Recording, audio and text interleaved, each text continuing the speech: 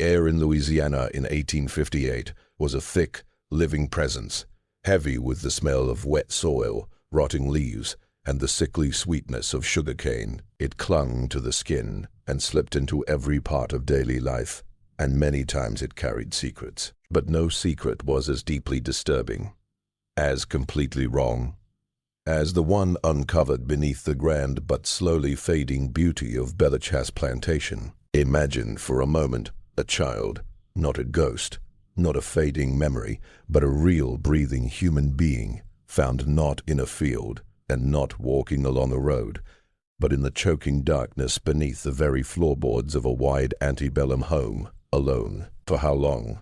No one knew. What did she eat? What did she drink?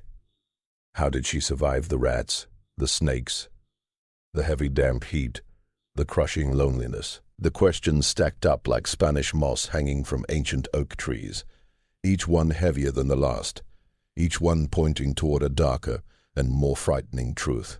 This was not a story of a child lost in the forest or a runaway hiding in a barn. This was a child who had, by some impossible way, made a shelter in the forgotten space between the earth and the wooden foundation of a house filled with people who claimed they knew every soul living on their vast land. And the most chilling question of all, why had no one reported her missing?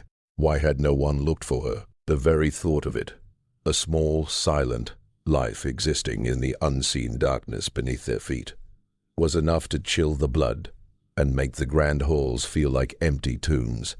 It was a discovery that would undo more than a mystery.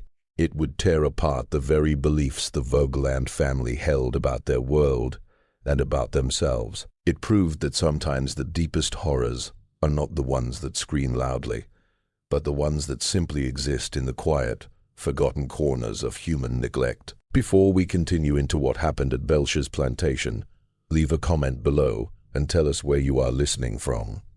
And if you are new here, subscribe and press the bell. We share new stories every week, and you will not want to miss what is coming next. Now, let us return to Louisiana.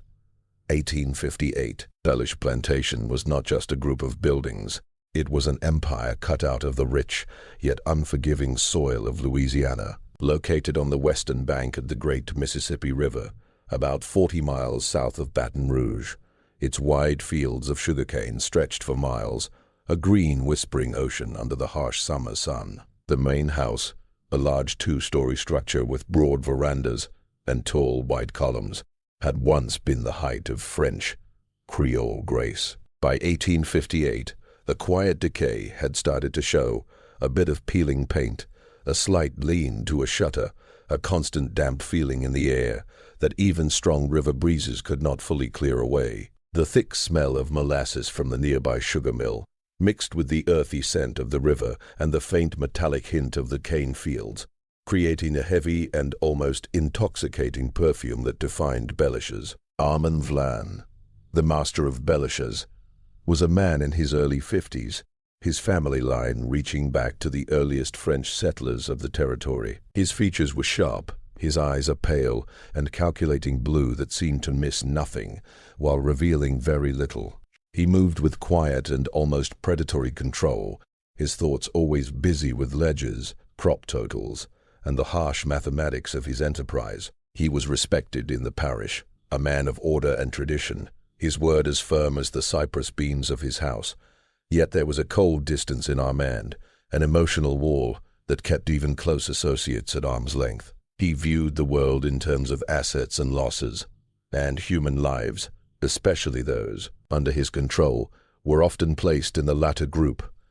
His wife, Adelaide Vauclin, a woman in her late 40s, was very different. Born into a well-known family in South Carolina, she had been raised with gentle manners, educated in books and music, and filled with a quiet and delicate faith. The wealth of Betwen's, the vast size of its operations, and the cruelty of the system it depended on, had always made her uneasy. Her days were spent managing the house, directing the domestic staff, and caring for her small and carefully tended rose garden, a bright splash of color against the dull greens and browns of the plantation.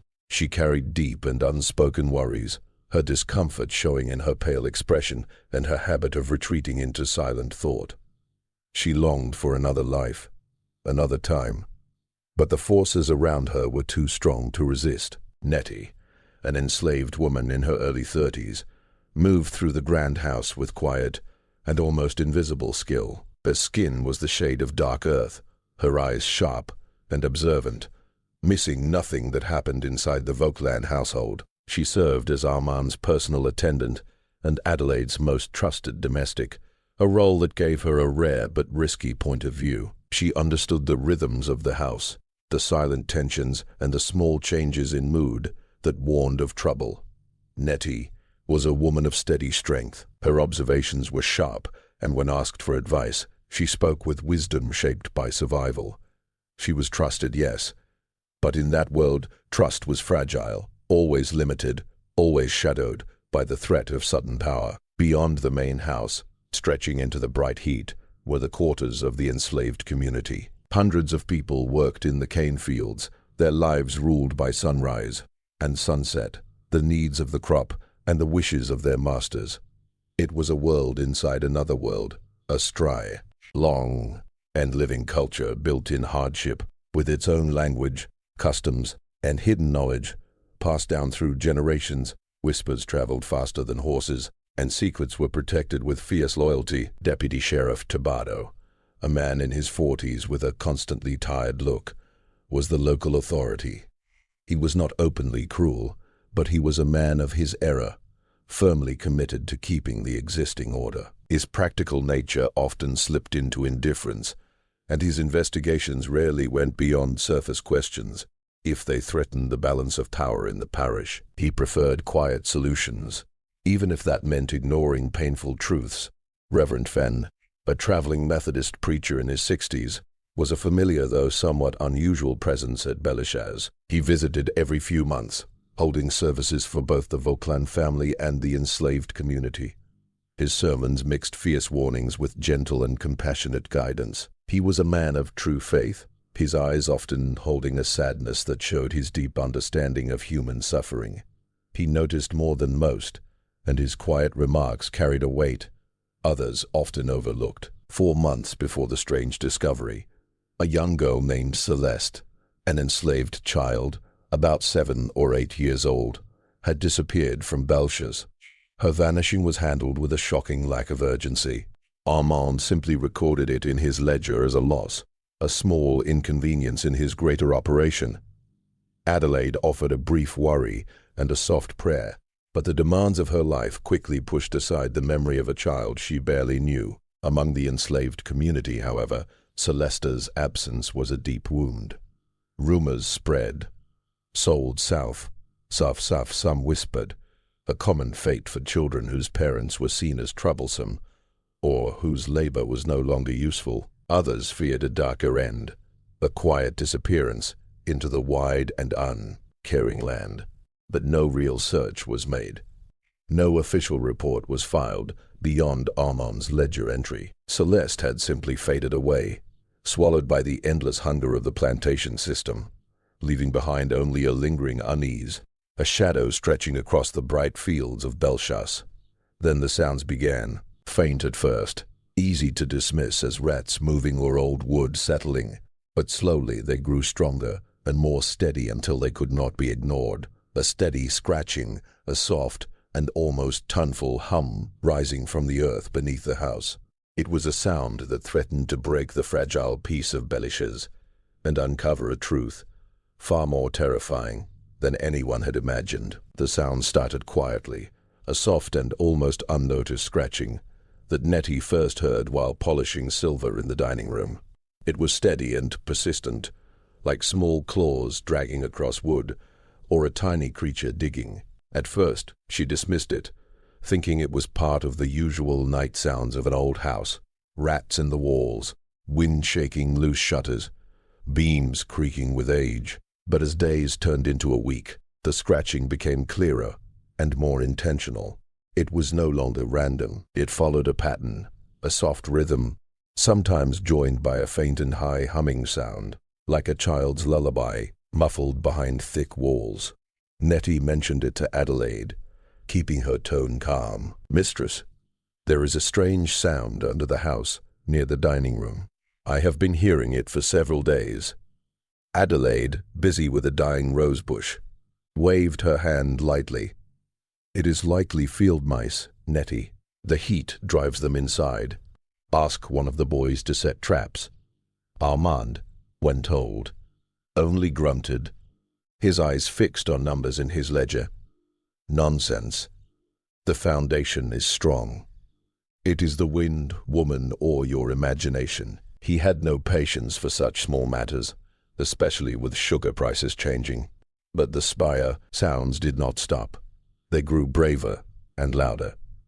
At night, in the heavy silence of the house, they seemed to breathe beneath the floors, waiting that they became impossible to ignore. Adelaide, who normally slept deeply through the night, now found herself awake for hours, listening hard, her heart racing at every faint scrape and every low, ghost-like hum.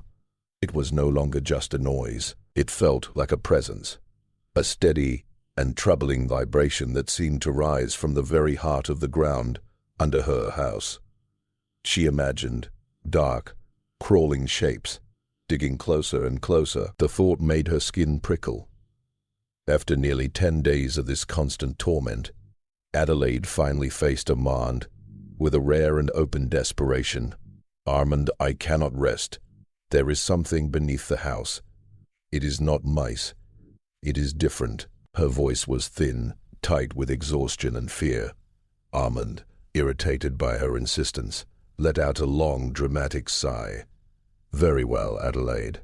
I will inspect this so-called phantom myself, but I warn you, if it is only a family of possums, I will expect an apology for the sleep I have lost." That night, thick with humidity and without a moon, the air heavy and unmoving, Armand, lantern in hand, climbed down into the crawl space beneath Belchas. The entrance was a small wooden hatch at the rear of the house, usually weighed down by a large stone. When he pushed it aside, a wave of cool, damp air rose up, carrying the smell of dark soil and rotting leaves. He lowered himself into the tight opening, the lantern throwing long, twisting shadows across the old cypress piers that held up the house. The space below was a maze of darkness and moisture. The ground was packed dirt, mixed with mud, slippery in spots, and the air smelled of mildew and something faintly animal, though not entirely foul. Thick spider webs brushed his face, and now and then the quick scurry of unseen sea. Reaches broke the heavy silence. Armand, a man who valued order and control, felt an unfamiliar shiver of unease. This was the wild underside of his carefully arranged world. He moved slowly, cautiously, his boots pressing into the soft earth.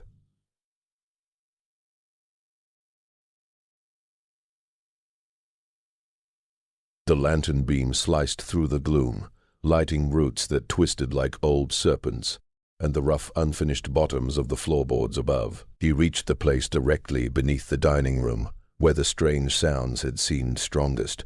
He stopped, holding his breath.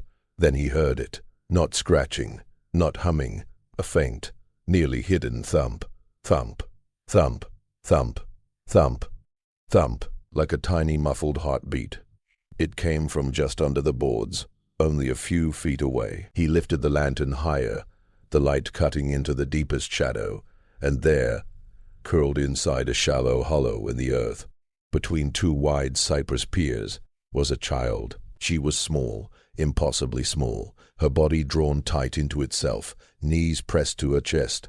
Her hair was a dark, tangled mass, heavy with mud and dust, hiding much of her face. Her skin, pale brown beneath the dirt, had a thin, almost translucent look, as if true sunlight had not touched it in months.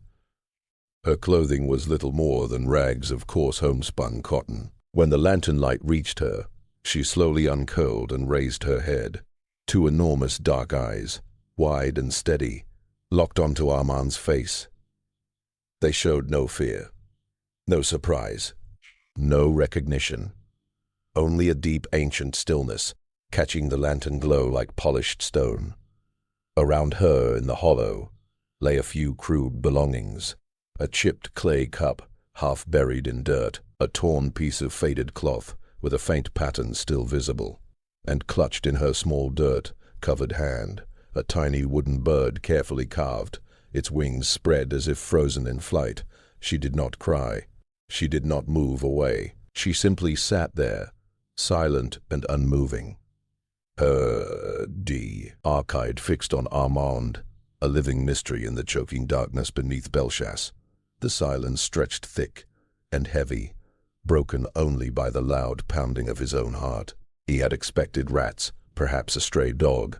Instead, he had found something far more unsettling: a child living alone in darkness beneath his own home, a quiet sign of a truth he did not yet understand. The morning after the discovery came with harsh, unforgiving heat, yet the air inside Belchas felt colder than midwinter. The child, still silent, was brought inside, her small dirt-stained body sharply out of place among polished mahogany and shining brass. Nettie, her face carefully controlled, gently washed her, revealing skin the shade of warm honey, marked with light scratches and insect bites.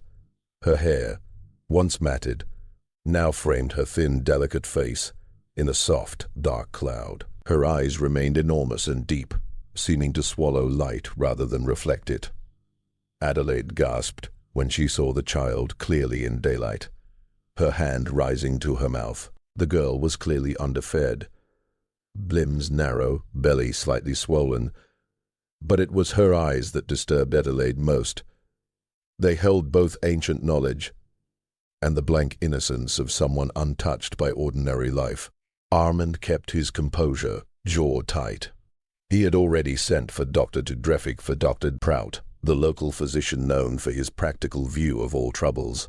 The doctor arrived within the hour, a heavy man in his 50s with a doubtful expression and a medical bag smelling of antiseptic and stale tobacco. He examined the child with cool detachment, fingers pressing gently along her thin frame, stethoscope resting against her small chest.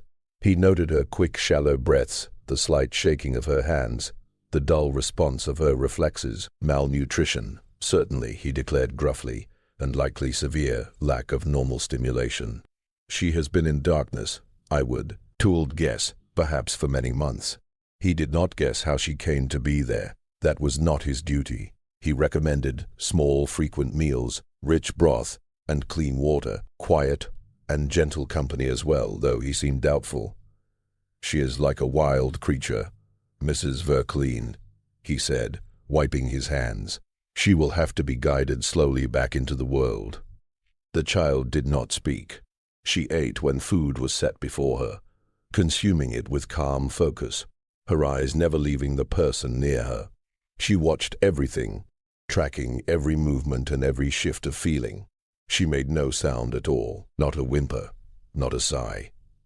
She simply existed, a silent witness in a world suddenly filled with light and noise. Adelaide, after her first shock, felt herself drawn toward the girl. She sat beside her for hours, reading softly from beloved novels. The child listened, eyes fixed on Adelaide's face, though whether she understood could not be known. Adelaide brushed her hair and patiently worked through tangles. The girl allowed it, her body quiet and yielding. There was a deep loneliness in that silence that echoed Adelaide's own hidden isolation. Deputy Sheriff Thibodeau arrived later that afternoon, his expression serious. Armand had sent for him, hoping matters could be handled quietly. Thibodeau questioned Armand and then Adelaide, asking the same simple questions in different ways. Who is she? Where did she come from? How long was she under the house? Armand gave uncertain answers, claiming ignorance, suggesting she must have wandered onto the land. Thibodeau, who understood the ways of the parish, found this hard to accept. A child living unseen for months beneath a home strained belief. He then knelt before the girl, voice gentle. "Little one, can you tell me your name? Where are your mother and father?" She only stared, eyes wide and silent. Thibodeau sighed, rubbing his weary face. This would not be simple. If this story is already unsettling you, that is natural. It means the truth is pressing close. Take a moment to press that like button. It truly helps us continue sharing stories like this.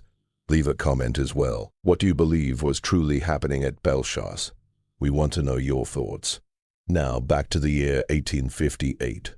It was Nettie, while folding the child's few worn rags, who made the important discovery. Hidden inside a torn seam was a small triangular scrap of bright blue cotton printed with tiny white flowers. Nettie recognized it at once. Her breath caught sharply.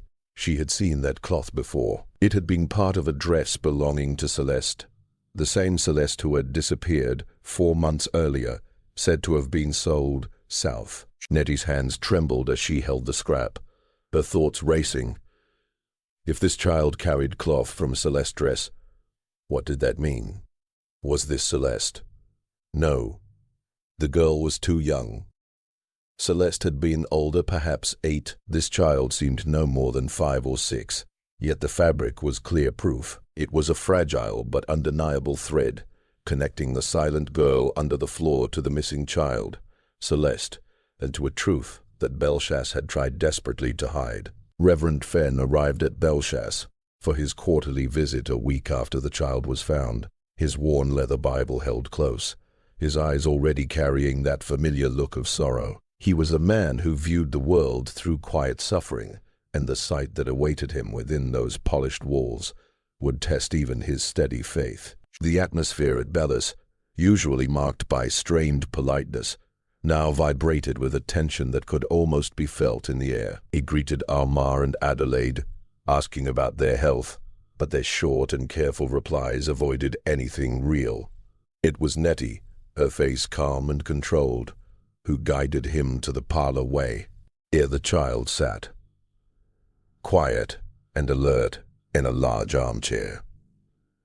The moment Reverend Fenn's eyes rested on the child, a flash of deep recognition, followed by heavy sorrow, passed across his face. He slowly knelt before her, his twisted hand reaching out, then stopping midair. "Little one," he whispered, his voice thick with feeling. "You have Celeste's eyes." He lifted his gaze to Adelaide, his look sharp and searching. "This child reminds me so much of Celeste. The way she carries herself." The silence, flustered and uneasy, described how the child had been found, leaving out, of course, the piece of fabric. Reverend Fenn listened carefully, his face growing more serious with every word. He had known Celeste well. Unlike many others, he had looked beyond her position and seen a sharp and questioning mind. In secret, during his visits, he had taught her to read and write, using passages from the Bible as their first lessons. Celeste had learned quickly, her small fingers tracing letters with eager focus, her mind taking in knowledge like dry earth soaking up rain. She had been a bright and curious light in a world that tried to put out such lights. From the broken stories of Nettie and others among the enslaved people, a clearer yet more troubling image of Celeste began to form. Celeste had been a child with unusual awareness. She had a talent for noticing details, for connecting scattered observations. She spent much of her time inside the main house, running errands, helping Nettie, and often simply watching. She showed a strong interest in the papers Armand Vauquelin kept in his study. She often saw him bent over ledgers, his brow tight with thought, his pen scratching firmly across the pages. Nettie remembered Celeste asking once, "Nettie, why does Master Armand write so many numbers? And why do some of the numbers not match the people?" Nettie had quickly brushed off tea. He questioned, warning her not to worry about Master's affairs, a warning shaped by fear.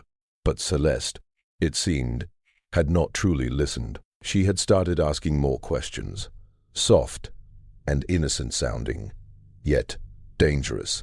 In a place like Belchas, she had spotted differences, small mismatches in the records she glimpsed, especially about the movement of enslaved people and the matching money entries. She had noticed a certain ledger bound in dark leather that Armand kept locked inside his desk, a ledger she once saw him review with a man from New Orleans, their voices low and tense. The night Celeste vanished, 3 other events happened at the same time, things that had seemed separate then but now, in the shadow of the silent child, felt connected in a frightening way. First, a small but precious silver locket belonging to Adelaide disappeared from her dressing table.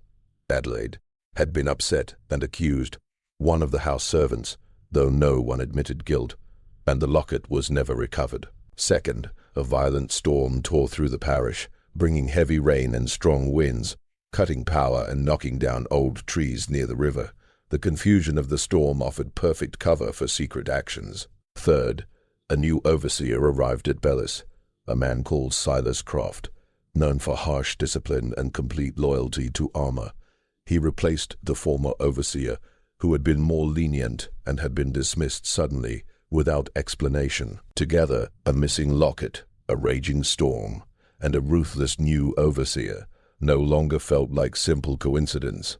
They seemed more like a planned series of events meant to hide a darker truth. Celeste, it appeared, had discovered something she was never meant to see. Something Armand Vauquelin was desperate to keep buried.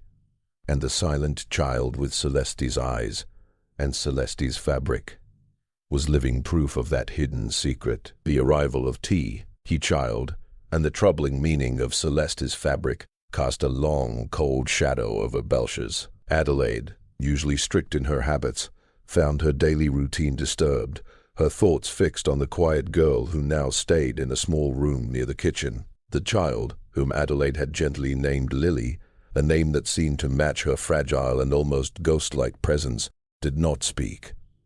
Her dark eyes watched everything with unsettling focus. One hot afternoon, with Armand away in Baton Rouge on plantation business and the staff busy with endless work, Adelaide found herself alone in the wide, echoing silence of Bellechasse. A strange pull drew her towards Armand's private study, a room she rarely entered, a guarded space filled with ledgers and documents that always felt forbidden. It represented Armand's cold and calculated world, a world she had always quietly avoided.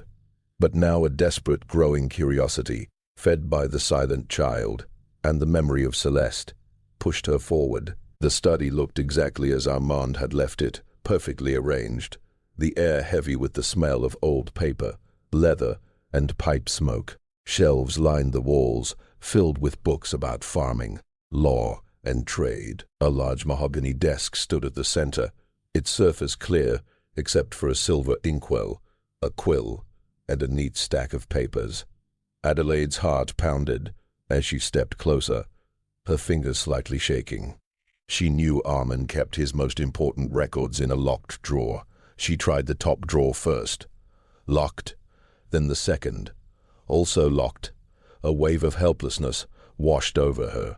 How could she uncover anything? Then she noticed a small, decorated silver key, partly hidden beneath financial reports on a side table. Armand was usually so careful. Had he forgotten it, or had he simply missed it in a hurry? A chill moved down her back. It felt less like a mistake and more like a silent challenge. With a deep and shaky breath, Adelaide picked up the key. It felt cold and solid in her hand. She returned to the desk and slid open the third drawer with a soft click. Inside, among other papers, lay a single dark leather ledger. It was thicker, older, and more worn than the others she had seen Armand use. This was the ledger Celeste had glimpsed, the one with numbers that did not match. Adelaide pulled it out, her palms damp. The leather felt smooth and cool. She opened it, and the faint dusty smell of old paper rose up. The pages were filled with Armand's neat handwriting, columns of numbers, dates, and names. But these were not just crops or supplies. These were names of people, and beside many of them were dates of purchase and disposal. She read slowly, her breath tightening. There were entries of sales, transfers, purchases. But then she saw lines that froze her blood, names followed by dates, and instead of sale prices or new locations, short notes, lost to fever, runaway presumed dead, disappeared, no trace. Beneath these often a small financial correction, the quiet write-off. It was the horror of neat accounting. a system so normal that human lives and their sudden unexplained endings were recorded with the same calm detail as broken tools or failed crops. Her eyes stopped on one entry dated 4 months earlier. Celeste. Next to her name was not sold or transferred, but simply disappeared. No trace. Value. Adjusted. And beside it, a tiny hand-drawn bird, identical to the one the silent child held. Adelaide quickly flipped back. Under another disappeared name was the same small bird, and another, and another. It was not a mark of loss. With sickening clarity she understood. It was a sign of removal, an efficient way to erase a life from the books and from memory. The value-adjusted notes were not losses but profits, quiet gains from lives that simply vanished. At the very back of the ledger, she found something else, almost hidden. A small folded paper, not Armand's careful writing, but a child's rough drawing. It showed a small stick figure standing alone beneath a large towering house. In the corner of the page was the same tiny carved bird that Lily now clutched in her hand. Adelaide did not take anything. She could not. Her hands shook too badly. She placed the drawing back, closed the ledger, and returned it to the drawer. She set the key back under the reports. Her actions, careful and exact. She closed the study door, the soft click sounding loud in the quiet house. That evening she sat at the long dining table, the room glowing in candlelight. Armand returned from Baton Rouge and spoke about sugar markets and new equipment. Adelaide listened silently, her thoughts far away. She passed him the butter, their fingers brushing, and she felt a deep, cold revulsion. She looked into his calm and calculating eyes, watched his precise movements, and she understood. She knew what he truly was, and she knew she would never see him the same again. The horror was not in loud cries, but in silence, in the ledger, in the quiet and efficient erasing of lives, and in the small carved bird that linked the lost Celeste to the silent child beneath the floor. Just when it seemed the truth about Belcher's plantation had been uncovered, the darkness only grew deeper.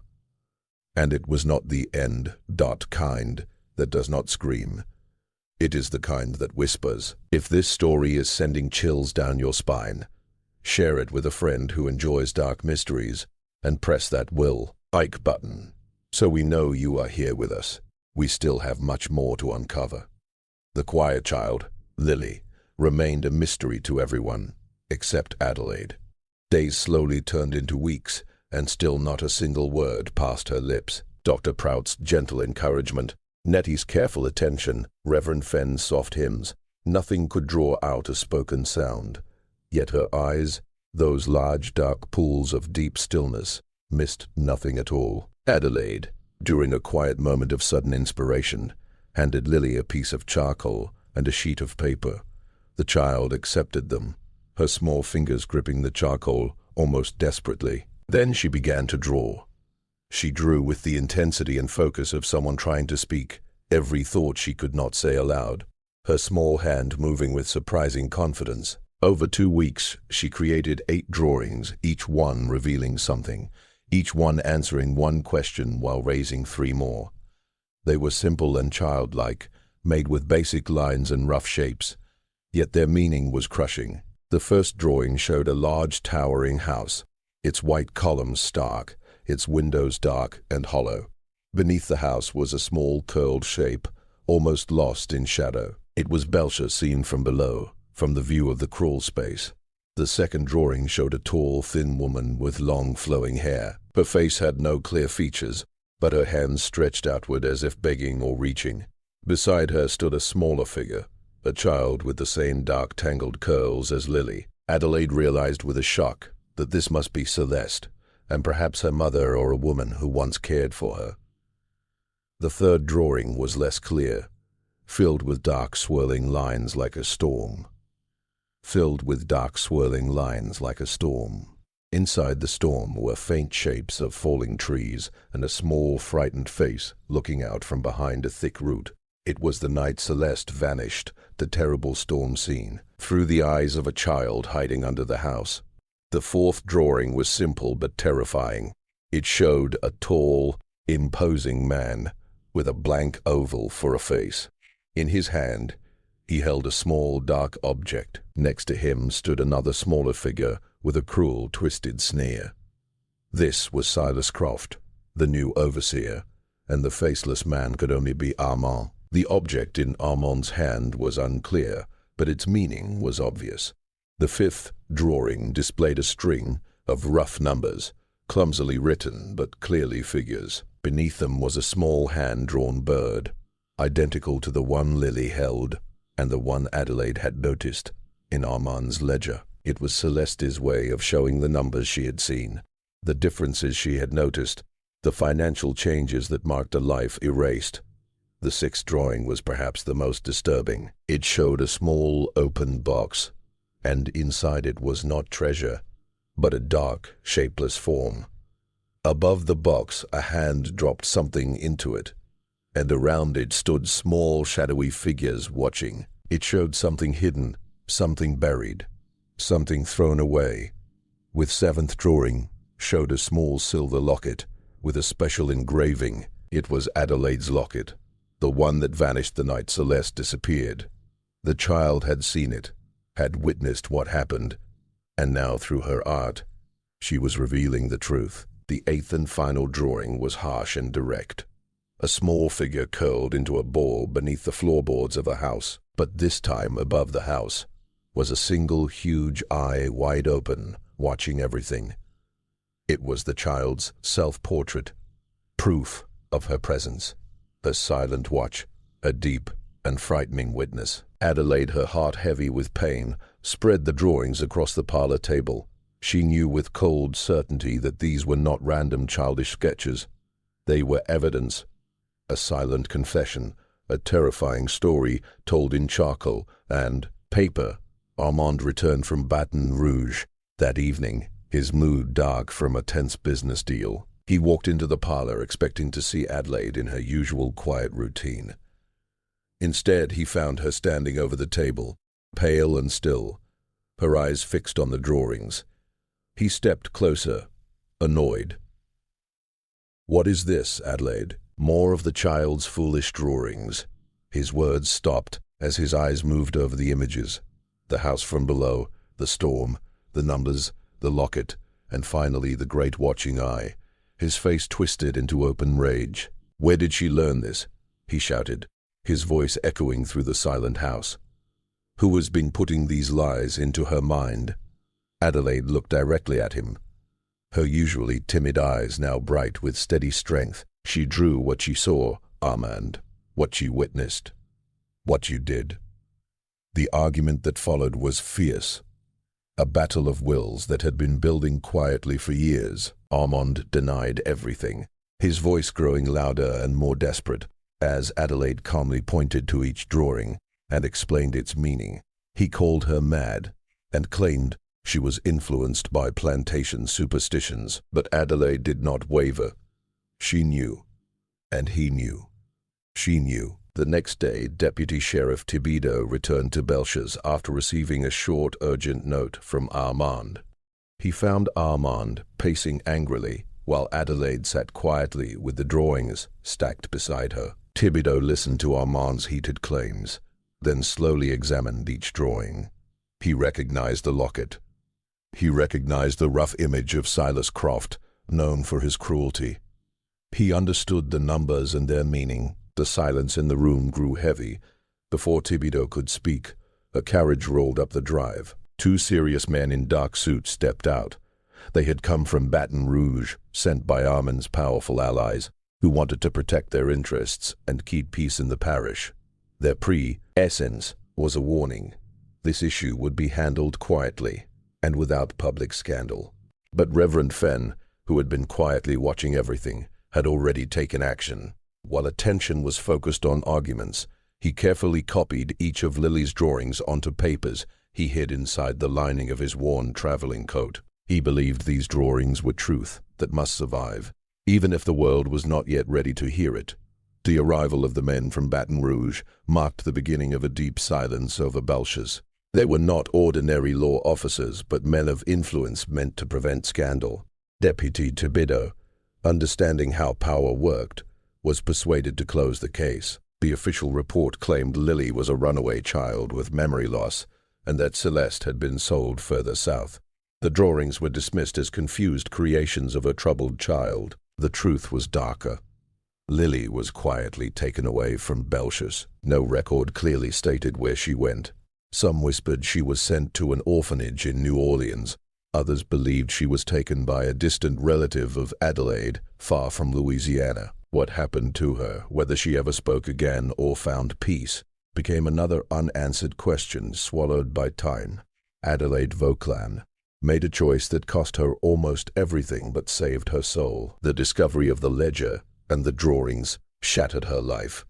She could no longer remain in a house filled with secrets, beside a man she now saw as cruel.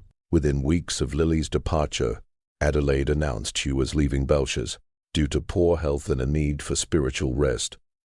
She moved to a small, quiet cottage in Charleston, South Carolina, her childhood home. She took only a few belongings and a sorrow that would never leave her.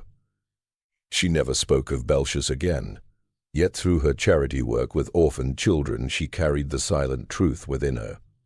She saved her spirit, but she lost her marriage, her home, and her peace. Armand Vauquelin remained at Belcher's, untouched in public view. His powerful friends ensured no charges were filed and no accusations spoken. But inside him something slowly broke. The sharp control that once defined him began to fade. He became withdrawn and restless. His perfect ledgers began to show mistakes, numbers that would not balance. The memory of Celeste, the silence of Adelaide, and Lily's wide, watching eyes followed him everywhere. He was never officially accused, never named in record, yet the silence itself became his punishment. Belcher's, once his proud kingdom, turned into his prison. He died 10 years later, alone and bitter. His fortune slowly faded, divided and spent, and the grand house that once stood tall eventually fell into decay, its white columns stained by time, its windows empty and dark, as if still remembering the child who watched and never spoke. Diminished, his reputation stained by whispers that never truly disappeared. Nettie, a woman of quiet strength, carried her own hidden truths. In 1863, during the chaos of the Civil War, she took her chance and left Belcher's, traveling toward New Orleans. She found work as a seamstress, her sharp mind and careful nature helping her survive in the busy city. She never spoke about the secrets of Belcher's, but the memory of Celeste and the silent child stayed carved in her heart, a soft sorrow she carried with her until her final breath. Reverend Fenn, however, would not allow the truth to be completely buried. He continued his traveling ministry, his sermons becoming more passionate, more centered on justice and the God-given worth of every human soul. He kept the copied drawings hidden and safe, stitched into the lining of his coat as a quiet vow. In 1871, an old man with a failing body, he lay dying in a small parsonage in rural Mississippi. He called for a young man named Devo, a bright and sincere student at a Methodist seminary who had often helped him.